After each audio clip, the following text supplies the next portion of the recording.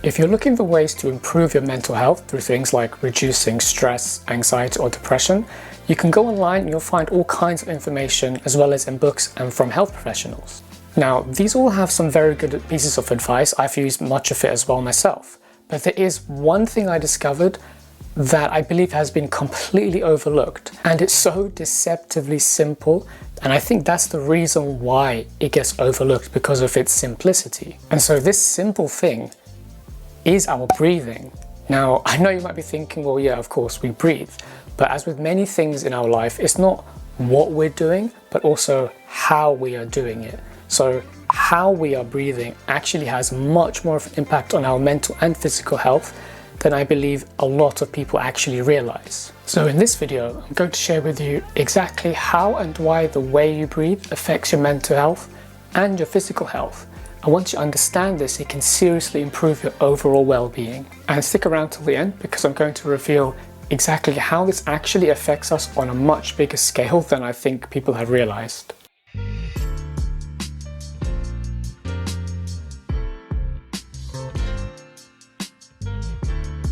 So for those of you who are new to this channel, my name is Rumzi, and on this channel I share my knowledge, insights and experiences on recovering from various mental health issues, which includes depersonalization, anxiety, depression and much more. And on this journey of recovery, one of the biggest revelations I had was that the way I was breathing was impacting me mentally, physically and emotionally, because ultimately all of these are connected.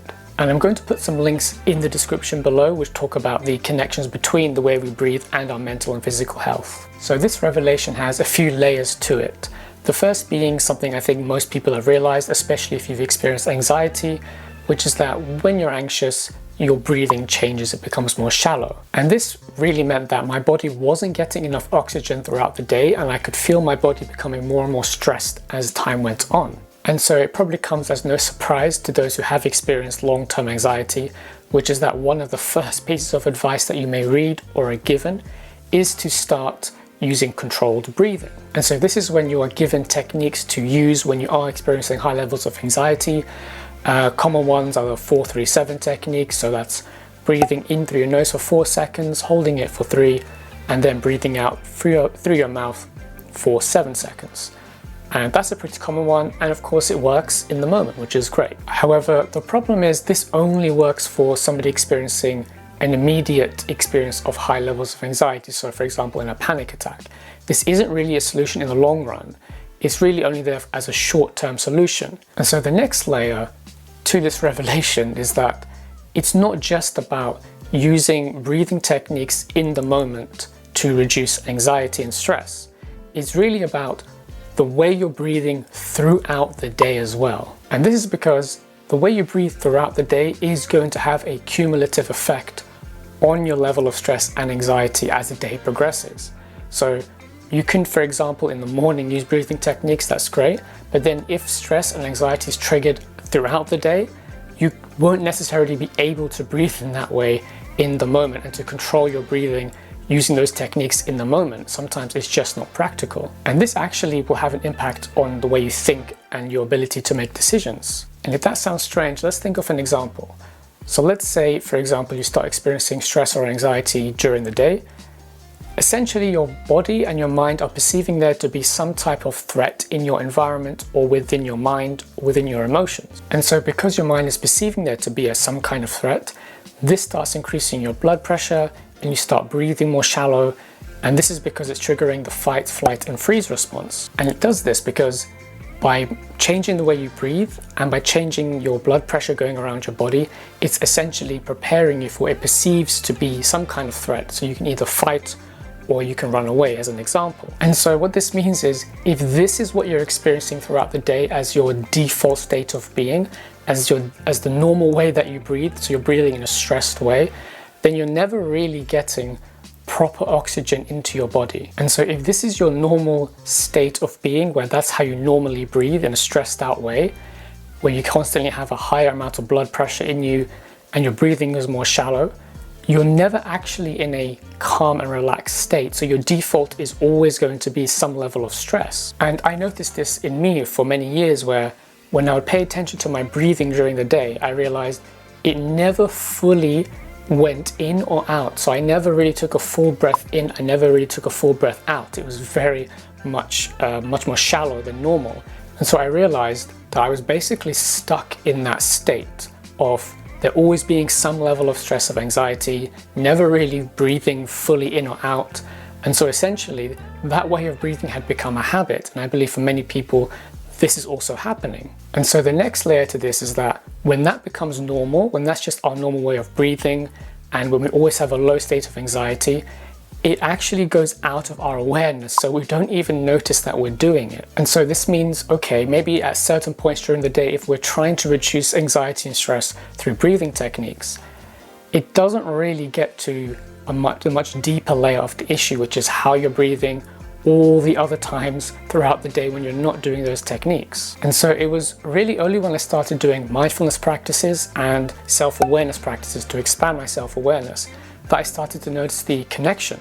And this really meant ultimately that I was breathing in a way that was keeping me in a stressed out state, which was fueling the issues I had in the past with anxiety, depression, and depersonalization disorder. And so you can imagine if you are in that stressed out state, experiencing low levels of stress and anxiety, and you're not breathing in a calm and relaxed way, you can imagine how that's going to be more likely to create negative thoughts in your mind, and how it's also going to affect your memory and concentration as well. And this is because when you have all this stress going on, it becomes much harder to focus on what you're doing and for the information to go into your mind and for you to retain it. And so this also then contributed to the maladaptive daydreaming that I used to experience as well.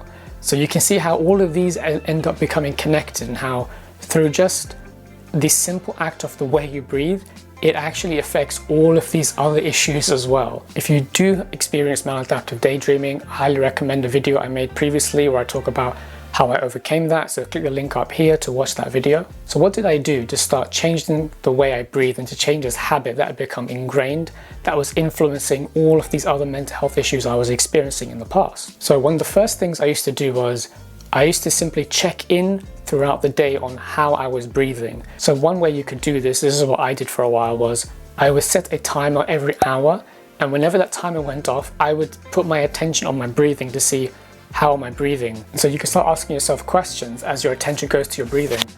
Am I breathing in shallow breaths? Can I breathe deeper?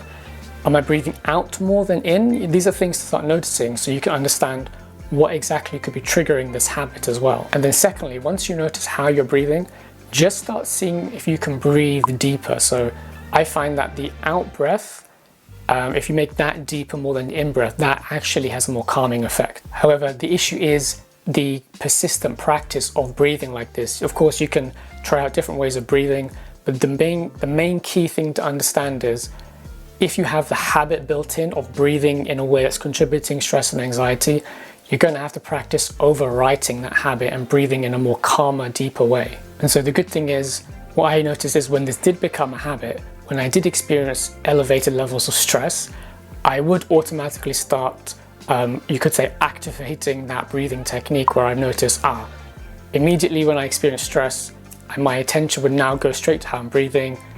I would notice, okay, it's more shallow, and I would automatically start breathing in a deeper way.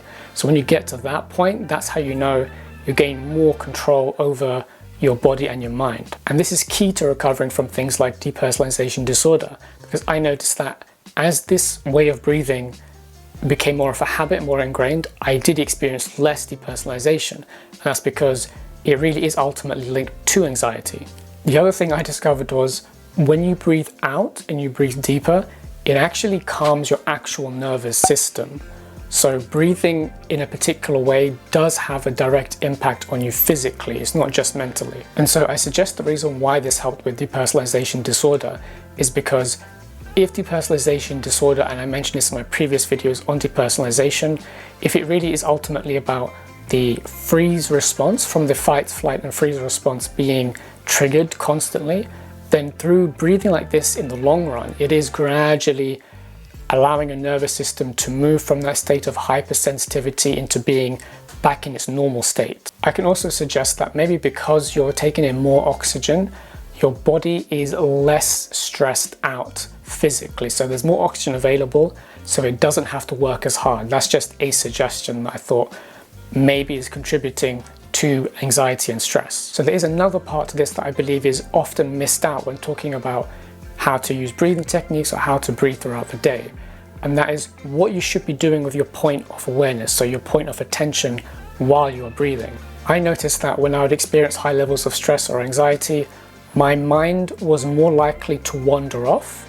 So for example, I was more likely to start daydreaming, or I'd be more likely to start trying to distract myself, for example, using my phone or, the laptop or something like that. But really, that is the opposite of what you want to do if you want to become relaxed, because if you're distracting yourself while you're experiencing stress and anxiety, you're not really resolving the problem. So you can be doing breathing techniques while you're stressed and anxious, but if your point of awareness is on something else, I found for me that actually made things worse and it doesn't resolve the problem. And I believe this is because when you're distracting yourself, you're ultimately resisting the experience. So you're not actually accepting it for what it is. What I noticed was it was much more effective to actually fully experience the stress and the anxiety, which I know sounds counterintuitive. So what I started doing was, when I was experiencing stress, even low level stress or high level stress and anxiety, I would stop distracting myself, whether it was with my thoughts or other things around me, and I would just allow the experience to come up